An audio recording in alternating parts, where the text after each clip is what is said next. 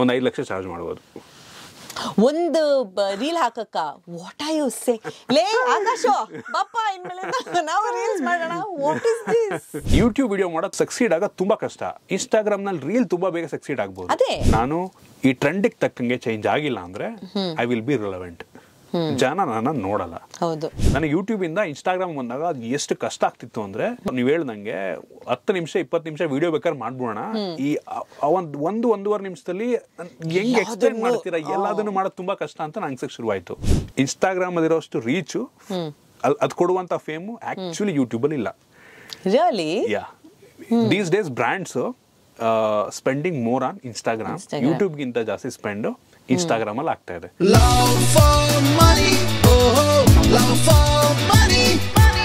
ಏನ್ ಯೋಚನೆ ಮಾಡ್ತಿದ್ದೀರಾ? ಬೇಗ ಬೇಗ ಬೆಲ್ ಐಕನ್ ಕ್ಲಿಕ್ ಮಾಡಿ.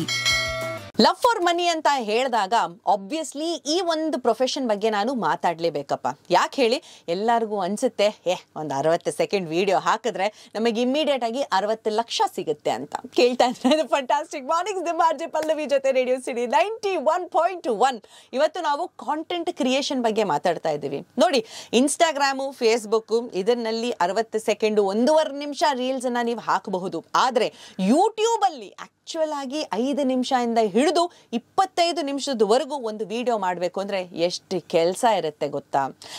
ನೋಡ್ಬೇಕು ಅಂದ್ರೆ ಎಷ್ಟೊಂದು ಜನಕ್ಕೆ ತಲೆನಲ್ಲಿ ಈ ಯೋಚನೆ ಇದೆ, ಇನ್ಸ್ಟಾಗ್ರಾಮು ಫೇಸ್ಬುಕ್ ಅಲ್ಲಿ ಸಂಪಾದನೆ ಮಾಡದಿಲ್ದಿರೋಷ್ಟು ನಾವು ಯೂಟ್ಯೂಬ್ ಅಲ್ಲಿ ಸಂಪಾದನೆ ಮಾಡಬಹುದು ಅಂತ. Is it the truth? ಇವತ್ತು ನಮ್ಮ ಜೊತೆ ಸ್ಟುಡಿಯೋನಲ್ಲಿದ್ದಾರೆ 10 ವರ್ಷದಿಂದ ಯೂಟ್ಯೂಬರ್ ಆಗಿರೋದು. ಅಷ್ಟೇ ಅಲ್ಲ, ನಮ್ಮ ಕನ್ನಡ ಭಾಷೆನಲ್ಲಿ ನಿಮಗೆಲ್ಲರಿಗೂ ಟೆಕ್ನಾಲಜಿ ಬಗ್ಗೆ ಹೇಳ್ಕೊಡಕ್ಕೆ ನನ್ನ ಜೊತೆ ಸ್ಟುಡಿಯೋನಲ್ಲಿ ಕೂತಿದ್ದಾರೆ ಟೆಕ್ ಇನ್ ಕನ್ನಡ. ಇಲ್ಲ ಅವ್ರ ಆಕ್ಚುಯಲ್ ಹೆಸರು ಸಂದೀಪ್ ಅಂತ. So fantastic morning Sandeep and welcome to my show. Thank you so much. So Sandeep ಅವರೇ, ಟೆಕ್ ಇನ್ ಕನ್ನಡ, ಮೊದಲನೇದಾಗಿ ನಮ್ಮ ಭಾಷೆನಲ್ಲಿ ನೀವು ಜನಕ್ಕೆ ಟೆಕ್ನಾಲಜಿ ಬಗ್ಗೆ ಹೇಳ್ಕೊಡ್ತಾ ಇದ್ದೀರಾ. ಸೊ ಥ್ಯಾಂಕ್ ಯು ಅಂತ ಹೇಳಬೇಕು. ನಮ್ಮಮ್ಮ ನಿಮ್ಮ ವಿಡಿಯೋಸನ್ನು ನೋಡಿ ಸ್ವಲ್ಪ ಟೆಕ್ನಾಲಜಿ ಕಲಿಬೋದು ಅಂತ ಯೋಚನೆ ನನಗೆ. So as first let's start with that it self. ಯಾಕೆ ಇನ್ ಅನ್ ಏಜ್ ಆ್ಯಂಡ್ ಟೈಮ್ ನಾವೆಲ್ಲರೂ ಕನ್ನಡದಲ್ಲಿ ಇಂಗ್ಲೀಷ್ ಮಾತಾಡ್ತಾ ಇರುವಾಗ, ಇಂಗ್ಲೀಷ್ನಲ್ಲಿ ಸಾಕಷ್ಟು ಕಾಂಟೆಂಟನ್ನು ಹಾಕ್ತಾ ಇರುವಾಗ, ನೀವು ಕನ್ನಡದಲ್ಲೇ ಒಂದು ಕಾಂಟೆಂಟ್ ಮಾಡಬೇಕು ಅಂತ ಯಾಕೆ ಡಿಸೈಡ್ ಮಾಡಿದ್ರಿ? ಯಾವ್ದಾದ್ರು ಒಂದು ವಿಷಯನ ನಾವು ನಮ್ಮ ಭಾಷೆಯಲ್ಲಿ ನಾವು ತುಂಬಾ ಚೆನ್ನಾಗಿ ಎಕ್ಸ್ಪ್ಲೇನ್ ಮಾಡ್ಬೋದು. ನಮ್ಮ ಮದರ್ ಟಂಗ್ ಆದ್ರೆ, ನನಗೆ ಇಂಗ್ಲೀಷ್ ಹೇಳಿದ್ರೆ ನನ್ಗೆ ಯೋಚನೆ ಮಾಡೋದು ಇಂಗ್ಲೀಷಲ್ಲಿ ಮಾಡಲ್ಲ, ನಾನು ಕನ್ನಡದಲ್ಲಿ ಯೋಚನೆ ಮಾಡೋದು ನಾನು. ಸೊ ನಾನು ಮಾಡಿದ್ರೆ ಕನ್ನಡದಲ್ಲೇ ಮಾಡಬೇಕು ಅಂತಾನೆ ಶುರು ಮಾಡಿದ್ದು. ನಾನು ಆಕ್ಚುಲಿ ಶುರು ಮಾಡಿದಾಗ ಟೆಕ್ ಬಗ್ಗೆ ವಿಡಿಯೋ ಮಾಡಬೇಕು ಅಂತಾನೆ ಮಾಡ್ಲಿಲ್ಲ. ನಾನು ಕಾಲೇಜ್ ಟೈಮಲ್ಲಿ ಶಾರ್ಟ್ ಮೂವಿ ಮಾಡ್ತಾ ಇದ್ದೆ, ವಿಡಿಯೋ ಸುಮ್ಮನೆ ಅಪ್ಲೋಡ್ ಮಾಡ್ತಾ ಇದ್ದೆ ಯೂಟ್ಯೂಬ್ಗೆ. 14 ಇಯರ್ಸ್ ಇಂದ ನಾನು ಯೂಟ್ಯೂಬ್ಗೆ ಅಪ್ಲೋಡ್ ಮಾಡ್ತಾ ಇದ್ದೆ. ಸೊ ಕಾಲೇಜ್ ಮುಗಿದ್ಮೇಲೆ ಒಬ್ನೇ ಅಂತೂ ಶಾರ್ಟ್ ಮೂವಿ ಮಾಡೋದಕ್ಕಾಗಲ್ಲ, ಏನು ಮಾಡೋದಕ್ಕಾಗಲ್ಲ. ಸೊ ಯೋಚನೆ ಮಾಡಿದೆ ಏನು ಒಬ್ನೇ ಮಾಡ್ಬೋದು ನಾನು. ನನಗೆ ಟೆಕ್ನಾಲಜಿ ಬಗ್ಗೆ ಇಂಟ್ರೆಸ್ಟ್ ಇತ್ತು, ಸ್ಮಾರ್ಟ್ ಫೋನ್ಗಳ ಬಗ್ಗೆ ಇಂಟ್ರೆಸ್ಟ್ ಇತ್ತು, ಲ್ಯಾಪ್ಟಾಪ್ಗಳ ಬಗ್ಗೆ ಇಂಟ್ರೆಸ್ಟ್ ಇತ್ತು. ಸೊ ಅದ್ರ ಬಗ್ಗೆ ಯಾಕೆ ವಿಡಿಯೋ ಮಾಡಬಾರ್ದು ಅಂದ್ಬಿಟ್ಟು ಸುಮ್ಮನೆ ಒಂದು ವಿಡಿಯೋ ಅಪ್ಲೋಡ್ ಮಾಡಿದೆ. ಒಂದು ಸ್ಮಾರ್ಟ್ ಫೋನ್ ತಗೊಳಕ್ಕಿಂತ ಮುಂಚೆ ಏನ್ ನೋಡಿ ಸ್ಮಾರ್ಟ್ ಫೋನ್ ತಗೋಬೇಕು, ಸುಮ್ಮನೆ ಅಪ್ಲೋಡ್, ಏನ್ ಎಕ್ಸ್ಪೆಕ್ಟೇಷನ್ ಇಲ್ಲ ಅದರಿಂದ ನಾನು ಫ್ಯೂಚರ್ ನಲ್ಲಿ ಒಂದಿನ ದುಡ್ಡು ಮಾಡ್ತೀನಿ, ಅದೇ ನನ್ನ ಕೆರಿಯರ್ ಆಗುತ್ತೆ, ಯಾವ ಯೋಚನೆ ಕೂಡ ಇಲ್ಲ. ವಿತೌಟ್ ಎಕ್ಸ್ಪೆಕ್ಟೇಷನ್ ವಿಡಿಯೋ ಅಪ್ಲೋಡ್ ಮಾಡಿದೆ. ಅದಾದ್ಮೇಲೆ ಇನ್ನೊಂದು ಅಪ್ಲೋಡ್ ಮಾಡಿದೆ. ಸೊ ಅದಾಗ್ತಾ ಆಗ್ತಾ ಆಗ್ತಾ ನೋಡಿ ಇಲ್ಲಿ ತನಕ ಬಂದಿದ್ದೀನಿ. ಫ್ಯಾಂಟಾಸ್ಟಿಕ್. ಸೊ ನನ್ನ ಕಥೆ ಸ್ವಲ್ಪ ಉಲ್ಟಾ. ನಾನು ಯೋಚನೆ ಮಾಡೋದು ಇಂಗ್ಲಿಷ್ನಲ್ಲಿ, ಆದರೆ ಮಾತಾಡೋದು ಮಾತ್ರ ಕನ್ನಡದಲ್ಲಿ. ಟೆಕ್ನಾಲಜಿ ಬಗ್ಗೆ ಸಾಕಷ್ಟು ಜನಕ್ಕೆ ಅರಿವು ಇರಲಿಲ್ಲ, ಇವತ್ತಿಗೂ ಇಲ್ಲ ಅಂತಾನೆ ಹೇಳಬೇಕು ನಾನು. ಯಾರಿಗಾದ್ರೂ ಯಾಕಪ್ಪ ನೀನು ಐಫೋನ್ ವರ್ಸಸ್ ಆಂಡ್ರಾಯ್ಡ್ ಡಿಬೇಟ್ ಮಾಡ್ತಿರುವಾಗ, ಎಸ್ಪೆಷಲಿ ನಮ್ಮ ಆಫೀಸ್ನಲ್ಲೇ ಈ ಡಿಬೇಟ್ ನಡೀತಿರುತ್ತೆ, ಐಫೋನ್ ವರ್ಸಸ್ ಆಂಡ್ರಾಯ್ಡ್. ನನಗಿರೋದು ಒಂದೇ ಒಂದು ಅಸ್ತ್ರ, ಐಫೋನಲ್ಲಿ ಸೆಕ್ಯೂರಿಟಿ ಇದೆ ಅಂತ. ಅದನ್ನ ಬಿಟ್ಟು ದೇವರಾಣೆಗೂ ಇನ್ನೇನು ಕೇಳಿದ್ರು ನನಗೆ ಗೊತ್ತಾಗಲ್ಲ. ಜನರಲ್ ಆಗಿ ನಾವು ಬೇರೆ ಇನ್ನೇನು ಜಾಸ್ತಿ ಯೂಸ್ ಮಾಡಲ್ಲ. ನಾವು ನಮ್ಮ ಫೋನನ್ನು ಕಾಲ್ಸ್ಗೆ, ಮೆಸೇಜಸ್ಗೆ ಆ್ಯಂಡ್ ಮೋಸ್ಟ್ ಇಂಪಾರ್ಟೆಂಟ್ ಆಗಿ ಬ್ಯಾಂಕಿಂಗಿಗೆ ಯೂಸ್ ಮಾಡ್ತಾ ಇದ್ದೀವಿ. ಸೊ ಆ ಥರ ನೋಡಬೇಕು ಅಂದರೆ ಸ್ವಲ್ಪ ಐಫೋನ್ ನನ್ನ ಪ್ರಕಾರ ಸೆಕ್ಯೂರಿಟಿ ಜಾಸ್ತಿ ಕೊಡುತ್ತೆ ಆಂಡ್ರಾಯ್ಡ್ಗಿಂತ ಅನ್ನೋ ಯೋಚನೆ ನನಗೆ. ಸೊ ಟೆಕ್ನಾಲಜಿ ಬಗ್ಗೆನೇ ಜನಕ್ಕೆ ಹೇಳ್ಕೊಡ್ಬೇಕು ಅನ್ನೋ ಈ ಥಾಟ್ ಪ್ರೊಸೆಸ್ ಎಲ್ಲಿಂದ ಶುರುವಾಯಿತು ನಿಮಗೆ? ಬಿಕಾಸ್ ಲೆಟ್ಸ್ ಫೇಸ್ ಇಟ್, ನೀವು ಮೆಕ್ಯಾನಿಕಲ್ ಇಂಜಿನಿಯರಿಂಗು ಅಲ್ವಾ? ಸೊ ಮೆಕ್ಯಾನಿಕಲ್ನಲ್ಲಿ ಸಾಕಷ್ಟು ಬೇರೆ ಬೇರೆ ಥರದ you could have started videos about anything. ನೀವು ಮೆಕ್ಯಾನಿಕಲ್ ಇಂಜಿನಿಯರಿಂಗ್ ಬಗ್ಗೆನೇ ಮಾಡ್ಬೋದಾಗಿತ್ತು, ಆಟೋಮೊಬೈಲ್ಸ್ ಬಗ್ಗೆ ಮಾಡ್ಬೋದಾಗಿತ್ತು. ಜನರಲ್ ಆಗಿ ಹುಡುಗರು ಅಂದ್ರೆ ಫಸ್ಟ್ ಬರೋದೇ ಅಲ್ವಾ, ಬರೋ ಕಾರ್ ಬಗ್ಗೆ, ಬೈಕ್ ಬಗ್ಗೆ ಮಾಡೋಣ ಅಂತ. ಬಟ್ ಟೆಕ್ನಾಲಜಿ ಬಗ್ಗೆನೇ ಮಾಡಬೇಕು ಅಂತ ಯಾಕೆ ಯೋಚನೆ ಮಾಡಿದ್ರಿ? ಇದು ತುಂಬಾ ನೀಶ್ ಕಂಟೆಂಟ್ ನಂಗೆ ಅನ್ನಿಸ್ತಂಗೆ. ಎಲ್ಲರೂ ಮಾಡೋದಕ್ಕಾಗಲ್ಲ ಇದನ್ನ, ಎಲ್ಲರೂ ಒಂದು ಸ್ಮಾರ್ಟ್ ಫೋನ್ ತಗೊಳ್ಳೋದಕ್ಕಾಗಲ್ಲ, ಎಲ್ಲರೂ ಒಂದು ಲ್ಯಾಪ್ಟಾಪ್ ತಗೊಂಡು ಮಾಡೋದಕ್ಕಾಗಲ್ಲ. ತುಂಬಾ ನೀಶ್ ಕಂಟೆಂಟ್ ತುಂಬಾ ನೀಶ್ ಆಡಿಯನ್ಸ್. ನೀವಾಗ್ಲೇ ಹೇಳ್ದಂಗೆ ತುಂಬಾ ಕಡಿಮೆ ಜನಕ್ಕೆ ಟೆಕ್ನಾಲಜಿ ಬಗ್ಗೆ ಇಂಟ್ರೆಸ್ಟ್ ಇರುತ್ತೆ. ಅದರಲ್ಲೂ ಫಿಮೇಲ್ ಆಡಿಯನ್ಸ್ ಅಂತೂ ಇಲ್ಲವೇ ಇಲ್ಲ. 5% ನಂದು ಇದರಲ್ಲಿ ಫಿಮೇಲ್ ಆಡಿಯನ್ಸ್ ಇರೋದು. ಹುಡುಗರಲ್ಲೂ ಕೂಡ ಎಷ್ಟು ಜನಕ್ಕೆ ಟೆಕ್ನಾಲಜಿ ಬಗ್ಗೆ ಇಂಟ್ರೆಸ್ಟ್ ಇರುತ್ತೆ, ಅದು ಒಂದು ಏಜ್ ಗ್ರೂಪ್ ಅವ್ರಿಗೆ ಮಾತ್ರ. ಸೊ ನನ್ನ ಯೋಚನೆ ಅಂದ್ರೆ ನನ್ನ ಕಾಲೇಜ್ ಟೈಮಿಂದನೂ ಇದ್ರ ಬಗ್ಗೆ ತುಂಬಾ ಒಂದು ಪ್ಯಾಷನ್ ಇತ್ತು ನನಗೆ. ಇದ್ರ ಬಗ್ಗೆ ಪ್ಯಾಷನ್ ಇತ್ತು. ಅದನ್ನ ಕನ್ನಡದಲ್ಲಿ ಯಾರು ಮಾಡ್ತಾ ಇರ್ಲಿಲ್ಲ ಆ ಟೈಮಲ್ಲಿ. ಕಂಟೆಂಟ್ ಕ್ರಿಯೇಷನ್ ಇರ್ಲಿಲ್ಲ ಬಿಡಿ ಆ ಟೈಮಲ್ಲಿ, ತುಂಬಾ ಕಡಿಮೆ. ಆ ಟೈಮಲ್ಲಿ ಯಾರು ಇಂಟರ್ನೆಟ್ ಯೂಸ್ ಮಾಡ್ತಿರ್ಲಿಲ್ಲ. ಈಗ ಒಂದ್ ದಿನಕ್ಕೆ 2 GB 3 GB ಡಾಟಾ ಸಿಗುತ್ತೆ. ಆ ಟೈಮಲ್ಲಿ ತಿಂಗಳಿಗೆ 1 GB ಇಟ್ಕೊಂಡು ಯಾರು ಒಂದು ವಿಡಿಯೋ ನೋಡ್ತಾರೆ. ಸೊ ಆ ರೀತಿ ಇತ್ತು. ಸೊ ನನ್ಗೆ ಅದರಿಂದ ಏನೋ ಮಾಡ್ಬೇಕಲ್ಲ, ನನ್ಗೆ ಪ್ಯಾಷನ್ ಇತ್ತು. ಜಸ್ಟ್ ಮಾಡಕ್ ಶುರು ಮಾಡಿದೆ ಅಷ್ಟೇ. ಅದರಿಂದ ರಿಟರ್ನ್ ಸಿಗುತ್ತೋ ಇಲ್ಲೋ, ವ್ಯೂಸ್ ಬರುತ್ತೋ ಬಿಡುತ್ತೋ ಅಂತ ಶುರು ಮಾಡಿದೆ ಅಷ್ಟೇ. ನನಗೆ ಟೆಕ್ ಬಗ್ಗೆ ಮುಂಚೆಯಿಂದ ಆ ಪ್ಯಾಷನ್ ಇದ್ದೇ ಇತ್ತು. ನಂಗೆ ಅನಿಸ್ತಂಗೆ ಇದ್ರ ಜೊತೆಗೆ ಪ್ಯಾಷನ್ ಜೊತೆಗೆ ಅವನ್ ಇದಿರ್ಬೇಕು, ಏನಂತಾರೆ ಹಂಗರ್ ಇರ್ಬೇಕು ನಂಗೆ ಅನಿಸ್ತಂಗೆ. ನನಗೆ ಕಾಲೇಜ್ ಟೈಮಲ್ಲಿ ಹೆಂಗಪ್ಪ ಅಂದ್ರೆ ನನ್ಗೆ ಈ ಟೆಕ್ ಅಂತಾನೆ ಅಲ್ಲ, ನಾನು ಏನಾದ್ರು ಯುನೀಕ್ ಆಗಿ ಮಾಡ್ಬೇಕು ಆಯ್ತಾ. ಜನ ನನ್ನನ್ನ ಒಬ್ಬ ನಾರ್ಮಲ್ ವ್ಯಕ್ತಿ ಅಂತ ಅನ್ಕೋಬಾರ್ದು. ನಾನೊಬ್ಬ ಯೂನಿಕ್ ಅಂದ್ರೆ ನನ್ನ ಕಾಲೇಜ್ ಟೈಮಲ್ಲಿ ಸ್ವಲ್ಪ ಇವೆಂಟ್ ಆರ್ಗನೈಸ್ ಮಾಡೋದು, ಜನ ರೆಕಗ್ನೈಸ್ ಮಾಡ್ಬೇಕು ನಾನು. ಓ ಕಾಲೇಜಲ್ಲಿ ಆದ್ರೂ ಅಟ್ಲೀಸ್ಟ್ ಕಾಲೇಜಲ್ಲಿ ಎಲ್ಲರೂ ನನ್ನ ಮಾತಾಡಿಸ್ಬೇಕು, ನಾನು ರೆಕಗ್ನೈಸ್ ಏನೋ ಯುನೀಕ್ ಆಗಿ ಮಾಡ್ತಾ ಇದೀನಿ ಅಂತ ಅನ್ಕೋಬೇಕು ಅನ್ನೋದು ಮೈಂಡ್ ಅಲ್ಲಿ ಇತ್ತು. ಅದಾದ್ಮೇಲೆ ನಂಗೆ ಅನಿಸ್ದಂಗೆ ಅದು ಕಂಟಿನ್ಯೂ ಆಯ್ತು. ಸೊ ಅದು ಟೆಕ್ ಇಲ್ಲ ಅಂದ್ರೂ ಬೇರೆ ಕಂಟೆಂಟ್ ಮಾಡಿದ್ರು ಅದು ಆಗ್ತಿತ್ತನೋ, ಬಟ್ ಟೆಕ್ ನನ್ಗೆ ಅನಿಸ್ತಂಗೆ ಕೈ ಹಿಡಿತು, ಅದನ್ನ ಕಂಟಿನ್ಯೂ ಮಾಡ್ಕೊಂಡು ಹೋಗ್ತಾ ಶುರು ಮಾಡ್ಕೊಂಡಿದ್ದಾಯ್ತು. ಆ passion like you said has turned into profession. But engineering ಮಾಡಿದವರು, ಎಸ್ಪೆಷಲಿ ಮೆಕ್ಯಾನಿಕಲ್ ಇಂಜಿನಿಯರಿಂಗ್ ಮಾಡಿದವರು ಯಾಕೆ ಆ 9 to 5 ಕೆಲಸಕ್ಕೆ ಹೋಗ್ಲಿಲ್ಲ? ಯಾಕೆ ಈ ಥರದ ಒಂದು I can't say this is a study job either ಅಲ್ವಾ? ಏನಕ್ಕಂದ್ರೆ ನೀವು ಎಷ್ಟು ಕೆಲಸ ಮಾಡ್ತಾರೋ ಅಷ್ಟೇ ದುಡ್ಡು ನಿಮಗೆ ಬರೋದು. ಈ ಕಡೆ ಕನ್ಸಲ್ಟೆಂಟ್ ಕೆಲಸನೂ ಅಲ್ಲ ಅದು, ನೀವೇ ನಿಮ್ಮದಾದಂಥ ಒಂದು ಕಂಪನಿನ ಓಪನ್ ಮಾಡಿರೋದು. ಸೊ ಯಾವತ್ತಾದ್ರೂ ಯೋಚನೆ ಮಾಡಿದ್ರಾ ಹೋಗ್ಬೇಕಿತ್ತೆ ಯಾವ್ದಾದ್ರು ಇಂಜಿನಿಯರಿಂಗ್ ಕೆಲಸಕ್ಕೆ ಅಂತ? ಆಕ್ಚುಲಿ ಒಂದು ಫನಿ ಸ್ಟೋರಿ ಏನಪ್ಪ ಅಂದ್ರೆ, ಆಕ್ಚುಲಿ ನಾನು ಕೆಲಸ ಮಾಡಿದ್ದೀನಿ ಇಂಜಿನಿಯರಿಂಗ್ ಫೀಲ್ಡ್. ಇಂಜಿನಿಯರಿಂಗ್ ಮುಗಿದ ಮೇಲೆ ಪೀಣ್ಯದಲ್ಲಿ ಒಂದು ಸಣ್ಣ ಇಂಡಸ್ಟ್ರಿಯಲ್ಲಿ ಕೆಲಸ ಮಾಡಿದೆ. 8,500 ಸಂಬಳ ಸಿಗ್ತಾ ಇತ್ತು ನನಗೆ. ಅದು ಇಂಜಿನಿಯರ್ ಕೆಲಸ ಅಲ್ಲ, ಅದು ನಾನು ಮಾಡ್ತಿದ್ದೆ. ನಾರ್ಮಲ್ ಒಬ್ಬ ಲೇಬರ್ ಏನ್ ಮಾಡ್ತಾನೆ ಆ ಕೆಲಸ ನಾನು ಮಾಡ್ತಿದ್ದೆ. ತುಂಬಾ ಜನಕ್ಕೆ ಅನ್ಸುತ್ತೆ ಇಂಜಿನಿಯರಿಂಗ್ ಮಾಡಿ ಆತರ ಎಲ್ಲ ಕೆಲಸ. ಆಕ್ಚುಲಿ ಈಗಲೂ ನಡೆಯುತ್ತೆ ಅದು. ಈಗಲೂ ಮೆಕ್ಯಾನಿಕಲ್ ಇಂಜಿನಿಯರ್ಸ್ಗಳು, ಸಿವಿಲ್ ಇಂಜಿನಿಯರ್ಸ್ಗಳು ಮಣ್ಣವರವರೇ, ಈ ಕಡೆ ಏನೋ ಬಿಗಿನಿಂಗ್ ಆಫ್ ದಿ ಇಯರ್ಸ್ ಅದೇ ರೀತಿ ಇರುತ್ತೆ. ಅಲ್ಲೊಂದು 6-7 months ಕೆಲಸ ಮಾಡಿದೆ. ಅದಾದ್ಮೇಲೆ BEL ಅಲ್ಲಿ ಒಂದು ಅಪರೆಂಟಿಸ್ ಟ್ರೈನಿ ಜಾಯ್ನ್ ಆದೆ. ಅಲ್ಲೂ ಒಂದು 6 ತಿಂಗಳು ಕೆಲಸ ಮಾಡಿದೆ. ಅಲ್ಲೊಂದು 4,900 ರೂಪೀಸ್ ಸ್ಟೇ ಫಂಡ್ ಅಂತ ಸಿಗ್ತಾ ಇತ್ತು. ಸೊ ಇಷ್ಟು ನಾನು ಮೆಕ್ಯಾನಿಕಲ್ ಫೀಲ್ಡ್ ಅಲ್ಲಿ ಕೆಲಸ ಮಾಡಿರೋದು ನಾನು. ಅದಾದ್ಮೇಲೆ ನಾನು ಆಕ್ಚುಲಿ ಮೀಡಿಯಾಕ್ಕೆ ಸೇರ್ಕೊಂಡೆ. ಒಂದು ಆನ್ಲೈನ್ ಮೀಡಿಯಾದಲ್ಲಿ ಅಲ್ಲೂ ಒಂದು 6-7 months ಕೆಲಸ ಮಾಡಿದೆ. ಸೊ ನಿಮ್ಗೆ ಆಶ್ಚರ್ಯ ಆಗುತ್ತೆ, ಈ 3 ಕಂಪನಿಗಳಲ್ಲೂ ನಾನೇ ಬಿಡ್ಬೇಕು ಅಂತ ಬಿಟ್ಟಿಲ್ಲ. ಫಸ್ಟ್ ಕಂಪ್ನಿಯಲ್ಲಿ ನನಗೆ ಆಗ್ತಿರ್ಲಿಲ್ಲ, ನನಗೆ ಇಷ್ಟ ಆಗ್ತಿರ್ಲಿಲ್ಲ, ಮಾಡಲ್ಲ ಅಂತ ಇದ್ದೆ, ಬಿಟ್ಟೋಗಿ ಅಂದ್ರು. ಎರಡನೇದು ಸ್ವಲ್ಪ ಒಳ್ಳೆಯವನಾಗ್ಬಿಟ್ಟೆ. ಅಲ್ಲಿ ನನ್ನ ಫ್ರೆಂಡ್ ಯಾರೋ ಒಬ್ಬ ಬರಲ್ಲ, ನಾನು ID ಕಾರ್ಡ್ ಕೊಡ್ತೀನಿ ಸ್ಕ್ಯಾನ್ ಮಾಡು ಅಂದ. ಸ್ಕ್ಯಾನ್ ಮಾಡಿಕೊಂಡು ಖಾಲಿ ಮಾಡು ಅಂದ್ರು. ಮೂರನೇದು, ನಾನು ಆಲ್ರೆಡಿ ಆ ಟೈಮಲ್ಲಿ ಟೆಕ್ ವಿಡಿಯೋ ಮಾಡಕ್ ಶುರು ಮಾಡಿದ್ದೆ. HR ಕರೀತಾರೆ. ನಾನು ಕೆಲಸ ಮಾಡ್ತಾ ಇದ್ದಂತ ಕಂಪ್ನಿಯಲ್ಲೇ ಒಂದು ಡಿಫ್ರೆಂಟ್ ಡಿವಿಷನ್ ಇತ್ತು, ಅದರಲ್ಲೂ ಟೆಕ್ ಬಗ್ಗೆ ಅವ್ರು ವಿಡಿಯೋ ಮಾಡ್ತಾ ಇದ್ರು. ಸೊ ಏನಾಯ್ತು, ಅವ್ರಿಗಿಂತ ನಂದು ಜಾಸ್ತಿ ಫಾಲೋವರ್ಸ್ ಮತ್ತೆ ವ್ಯೂಸ್ ಬರಕ್ ಶುರು ಆಯ್ತು. HR ಕರೆದ್ರು, ಐ ಥಿಂಕ್ ನೀವು ಬಿಟ್ರೆ ಒಳ್ಳೇದು ಈಗ್ಲೇನೆ ಅನ್ಬಿಟ್ಟು ನಡೀರಿ ಅಂತ ಅಂದ್ರು. ಅದೇ ನನಗೆ ಅನ್ನಿಸ್ತು, ಇನ್ಮೇಲೆ ನಾನು ಎಲ್ಲಿ ಕೆಲಸ ಮಾಡಿದ್ರು ಮೋಸ್ಟ್ಲಿ ನನಗೆ ವರ್ಕೌಟ್ ಆಗಲ್ಲ, ಇಲ್ಲಿಂದ ಫುಲ್ ಟೈಮ್ ಮಾಡೋಣ ಅಂದ್ಬಿಟ್ಟು 2017ನೇ ಇಸ್ವಿಯಿಂದ ಇಲ್ಲಿವರೆಗೆ ನಾನು ಯಾವುದೇ ಕೆಲಸವನ್ನು ಮಾಡಿದೆ, ಇದನ್ನೇ ಫುಲ್ ಟೈಮ್ ಮಾಡ್ಕೊಂಡ್ ಬಂದೆ. ನಂಗೆ ಅನ್ಸಂಗ್ ಆಗಿದ್ದೆಲ್ಲ ಒಳ್ಳೇದಾಯ್ತು. ಮೋಸ್ಟ್ಲಿ ದೇವರು ಆತರ ಮಾಡ್ದ ಅನ್ಸುತ್ತೆ. ಮೋಸ್ಟ್ಲಿ ನನ್ಗೆ ಆ ಕೆಲಸ ಯಾವ್ದು ಹೋಗಿಲ್ಲ ಅಂದ್ರೆ ಈಗಲೂ ನಾನು ಮೋಸ್ಟ್ಲಿ ಅದನ್ನೇ ಮಾಡ್ತಾ ಇದ್ನೇನು ಅಲ್ವಾ. BL ನಲ್ಲಿ ನೀವು ಯೂನಿಫಾರ್ಮ್ ಹಾಕೊಂಡು BL ಬಸ್ಸಲ್ಲಿ ಹೋಗ್ಕೊಂಡು ಅಲ್ಲಿ ಕ್ಯಾಂಟೀನ್ ಅಲ್ಲಿ ಚೆನ್ನಾಗಿ ನ್ಯೂಟ್ರಿಷಿಯಸ್ ಊಟನ ಮಾಡ್ಕೊಂಡು ಬೆಳಿಗ್ಗೆ ಬಿಸಿ 1 ಲೀಟರ್ ಟೀನೋ ಕಾಫಿನೋ ಕುಡ್ಕೊಂಡು 1 ಬ್ರೆಡ್ ತಿನ್ಕೊಂಡು ಇರ್ತಾ ಇದ್ರಿ. ಇವಾಗ ರೋಡ್ಗೆ ಹೋಗ್ಬಿಟ್ಟು ಒಂದು ಶಾಪಿಂದ ಇನ್ನೊಂದು ಶಾಪಿಗೆ ಚೆಕ್ ಮಾಡ್ತಾ ಇದ್ರೆ ಟೆಕ್ನಾಲಜಿ ಅಂತ. ನಾವು ಈಗ ಹೋಗೋಣ 2017ಕ್ಕೆ. ಹೇಗೆ ಶುರು ಮಾಡಿದ್ರಿ ತಮ್ಮ ಈ ಕಾಂಟೆಂಟ್ ಜರ್ನಿನ? ಏನಕ್ಕಂದ್ರೆ ಅಲ್ಲಿವರೆಗೂ ನೀವು ಹೇಳ್ದಂಗೆ 4 ವರ್ಷ ನಿಮಗೇನು ಇಷ್ಟ ಆಯ್ತು ಅದ್ರ ಬಗ್ಗೆ ಸ್ವಲ್ಪ ಆ ಕಡೆ ಈ ಕಡೆ ರಿಸರ್ಚ್ ಮಾಡ್ಕೊಂಡು ವಿಡಿಯೋಸ್ ಹಾಕ್ತಾ ಇದ್ರಿ, because it was your passion. ಈಗ 2017ರಲ್ಲಿ it has become your profession. So ಹೇಗೆ ಶಿಫ್ಟ್ ಆಯ್ತು ನಿಮ್ಮ ಈ ಯೋಚನೆ ಆ ಟೈಮಲ್ಲಿ? 15 ನಾನು ಫಸ್ಟ್ ವಿಡಿಯೋ ಮಾಡಿದೆ 2015 ಸೈಮಲ್ಟೇನಿಯಸ್ ಆಗಿ ವರ್ಕ್ ಮಾಡ್ಕೊಂಡೆ ಮಾಡ್ತಿರೋದ್ರಿಂದ ನನಗೆ ಮ್ಯಾಟ್ರ್ ಆಗ್ತಿರ್ಲಿಲ್ಲ, ಅದರಿಂದ ಇನ್ಕಮ್ ಬರುತ್ತೋ ಇಲ್ವರೆಗೆ ಮ್ಯಾಟ್ರ್ ಆಗ್ತಿರ್ಲಿಲ್ಲ. ನಾನು ಮೀಡಿಯಾಕ್ಕೆ ಸೇರ್ಕೊಂಡೆ. ಮೀಡಿಯಾದಲ್ಲಿ ನನಗೆ 5,000 4,800 ರೂಪೀಸಿಂದ BL ಅಲ್ಲಿ ಒಂದೇ ಸಲ 25,000 ರೂಪಾಯಿಗೆ ಇಂಕ್ರಿಮೆಂಟ್ ಸಿಕ್ತು. ದಟ್ ವಾಸ್ ನನಗೆ ಅದೇ ಆ ಟೈಮಲ್ಲಿ 1 ಲಕ್ಷ 2 ಲಕ್ಷ ನನಗೆ ಆ ಟೈಮಲ್ಲಿ ಅದು ಬಿಗ್ಗೆಸ್ಟ್ ಇದು.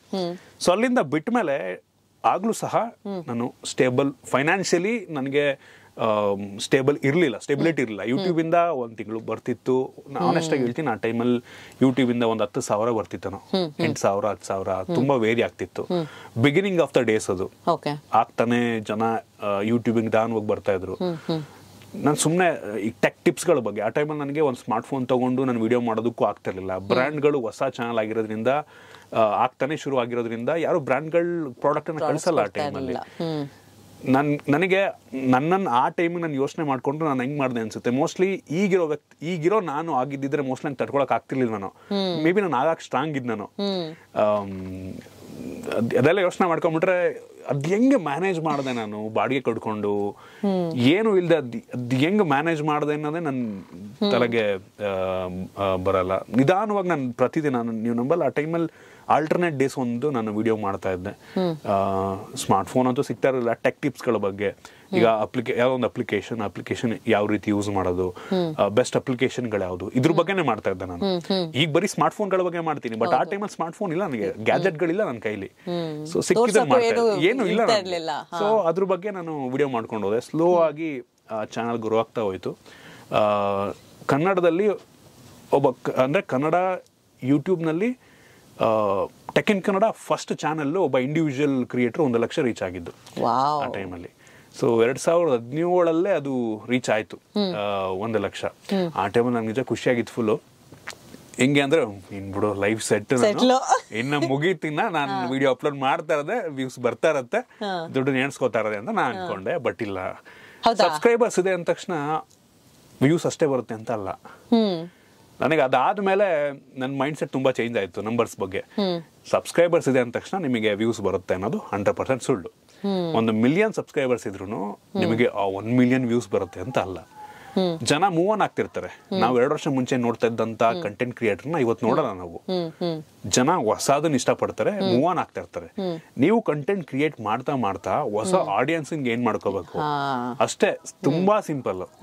ನಮಗೆ 1 ಮಿಲಿಯನ್ ಸಬ್ಸ್ಕ್ರೈಬರ್ಸ್ ಇದೆ ಅಂದ ತಕ್ಷಣ ಲಕ್ಷಾಂತರ ವ್ಯೂ ಬಂದ್ಬಿಡುತ್ತೆ ಅನ್ನೋದು 100% ಸುಳ್ಳು.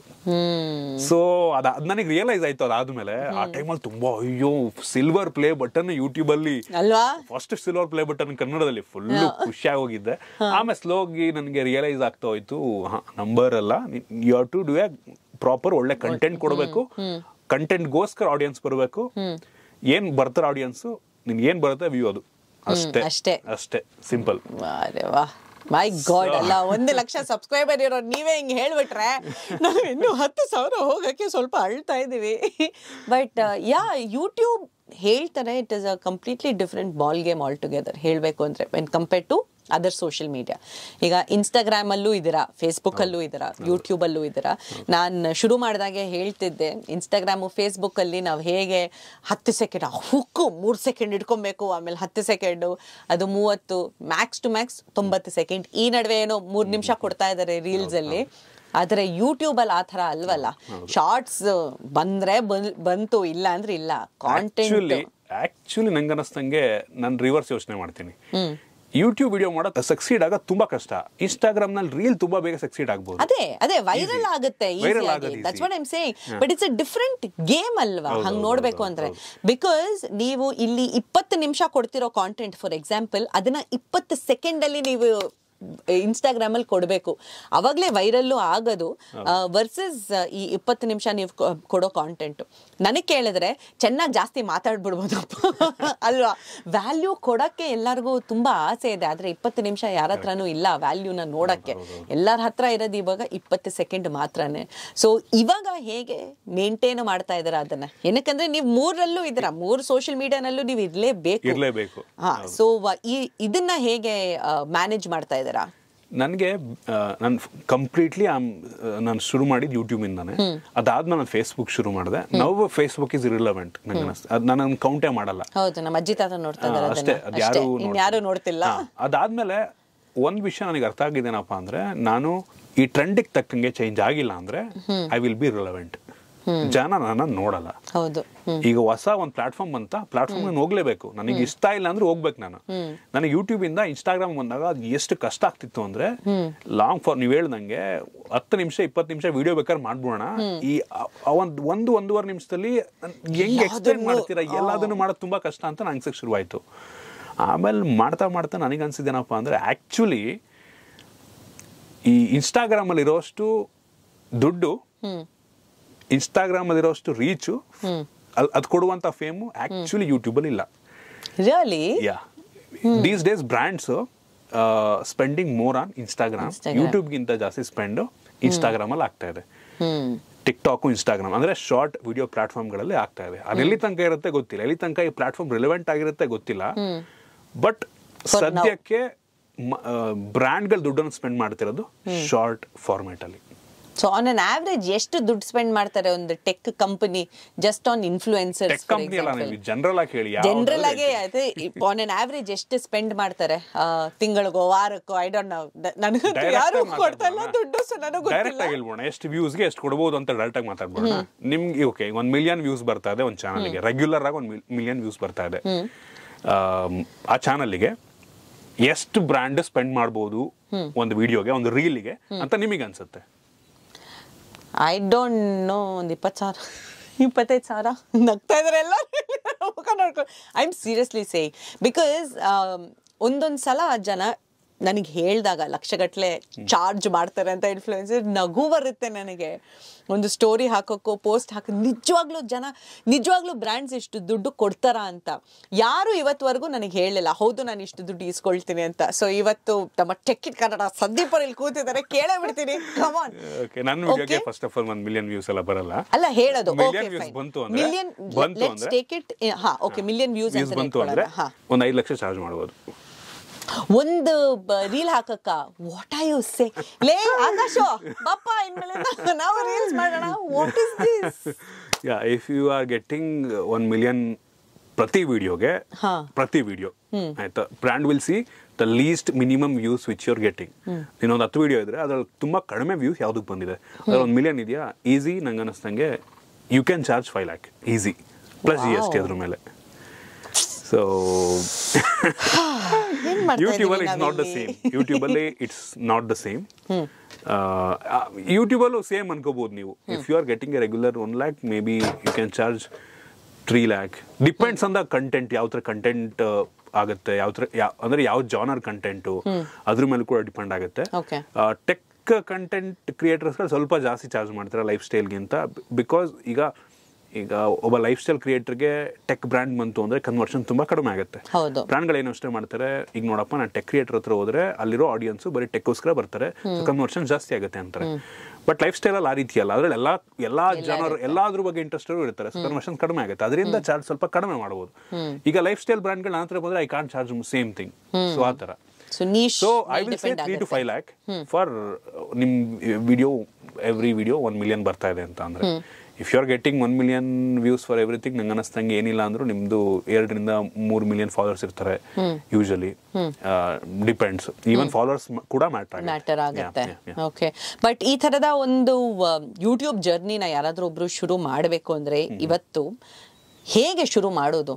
ನೀವು ಹೇಳ್ದಂಗೆ ಒಂದು 10 ವರ್ಷದಿಂದ ನೀವು ಈ ಕೆಲಸನ ಮಾಡ್ತಾ ಇದ್ದೀರಾ, and now you learned the tricks of the trade ಅಂತ ಹೇಳ್ಬೋದು.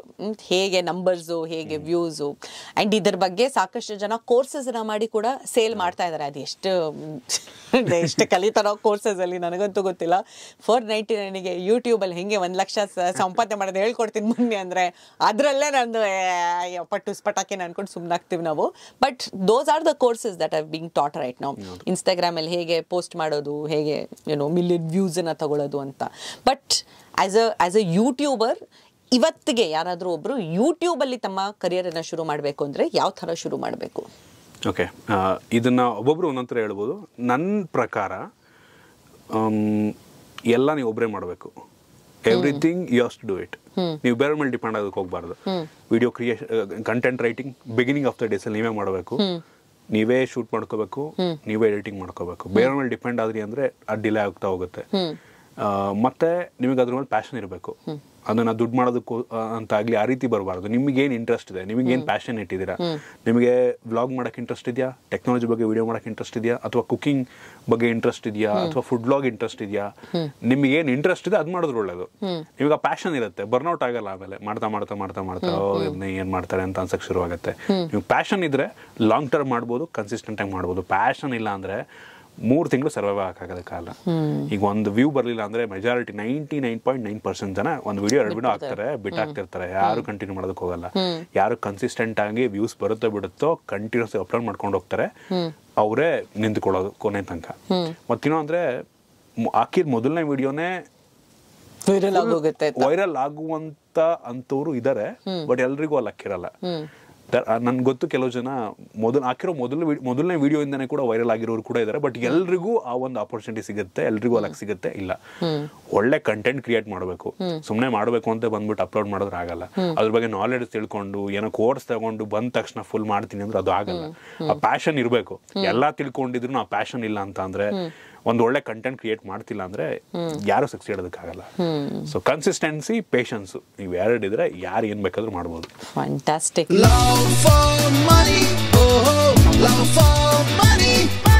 ಇಂತಹ ಹೆಚ್ಚಿನ ಕಾಂಟೆಂಟ್ಗಳಿಗೆ ಸಬ್ಸ್ಕ್ರೈಬ್ ಆಗಿ radio city Kannada YouTube channel. ಏನ್ ಯೋಚನೆ ಮಾಡ್ತಿದ್ದೀರಾ? ಬೇಗ ಬೇಗ ಬೆಲ್ ಐಕನ್ ಕ್ಲಿಕ್ ಮಾಡಿ.